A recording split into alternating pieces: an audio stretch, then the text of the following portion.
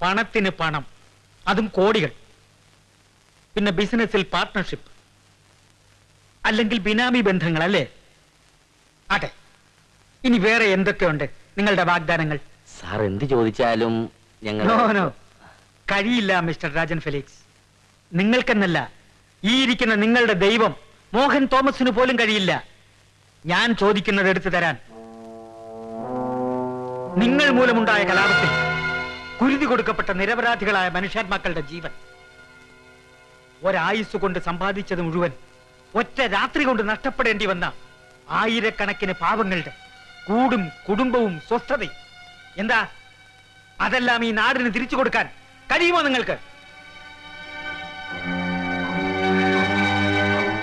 ഒരു ജുഡീഷ്യൽ അന്വേഷണ കമ്മീഷനെ വന്ന് കണ്ട് സ്വാധീനിക്കാൻ ശ്രമിച്ചു എന്ന ഒറ്റ കുറ്റത്തിന്റെ പേരിൽ നിങ്ങൾ രണ്ടാളുടെയും തൊപ്പി എനിക്ക് തെറിപ്പിക്കാം, ഇയാളെ പിടിച്ച് തുറുങ്കിലടയ്ക്കാം.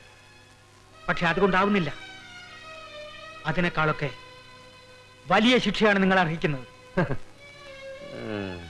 അന്താരാഷ്ട്ര കള്ളക്കടത്ത് സംഘത്തിന്റെ ദല്ലാൾ, കോടികൾ കൊയ്യുന്ന കച്ചവടങ്ങളിൽ മോഹൻ തോമസിന്റെ പങ്കാളി, പോലീസിന്റെ അന്തസ്സിന് കാലയിലിടുന്ന തോൽ ചെരുപ്പിന്റെ വില പോലും കൽപ്പിക്കാത്ത പ്രമാണി.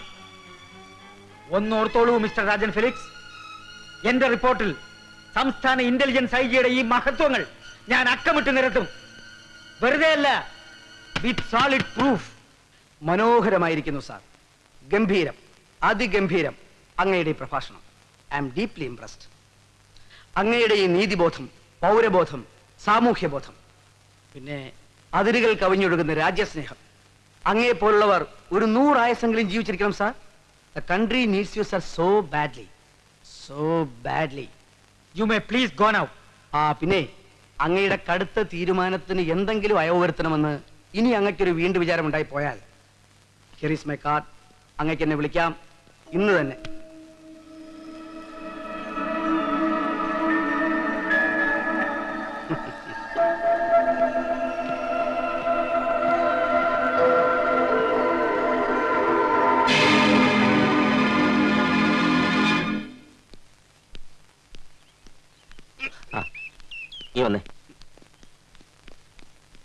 ഗോപി സാർ, അതിയാനെ കാണാൻ ഞാനോ ഞങ്ങളാരും ഇവിടെ വന്നിട്ടില്ല. അയ്യോ, ഇപ്പൊ വന്നത്? ഇവിടെ വന്നിട്ടില്ലെന്ന്. ആ ശരി, വന്നിട്ടില്ലെന്ന് ഇപ്പൊ മനസ്സിലായി. വന്നിട്ടില്ലെന്ന് ഇപ്പൊ മനസ്സിലായി.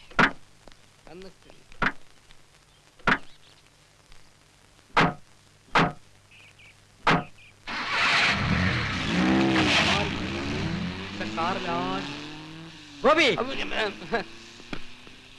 സാർ, ആരോട് അനുവാദം ചോദിച്ചിട്ടാണോ താൻ അവരെ ഇങ്ങോട്ട് കടത്തിവിട്ടത്? സാർ, അത് പിന്നെ ഐ ജി അദ്ദേഹം ആയതുകൊണ്ട് ഞാൻ. ഐ ജി അല്ല, സാക്ഷാൽ DGP ആയാലും ശരി, എന്നോട് ചോദിക്കാതെ ഈ വീടിന്റെ പടി ചവിട്ടാൻ പാടില്ല ഒരുത്തനും. മനസ്സിലായോ എനിക്ക്? താൻ കുടിച്ചിട്ടുണ്ടല്ലോ. അയ്യോ, എന്റെ കുഞ്ഞാണില്ല സാർ. വേണ്ട, സംസാരിക്കണ്ട, ഇനി കുടിക്കരുത്. എന്നിട്ട് രാത്രി മുഴുവൻ ഇരുന്ന് ഉറക്കവും, അല്ലേ? ഞാനൊരു കടലാസ് എഴുതി കൊടുത്താൽ താൻ പിന്നെ സർവീസിലുണ്ടാവില്ല, അത് ഓർമ്മ വേണം. സാർ, പിന്നെ കുറെ നാളായി പൂവന്തറ കമ്മീഷൻ. ഇയാളൊരു കടലാസ് എഴുതി കൊടുത്താൽ എല്ലാരും കൂടി എന്നെ പിടിച്ചങ്ങ് ഒലത്തു. അല്ല പിന്നെ കുടിക്കരുത്, ഉറങ്ങരുത്, തൂറരുത്. ഇയാൾ ആരുവാ? പോവാൻ തന്നെ.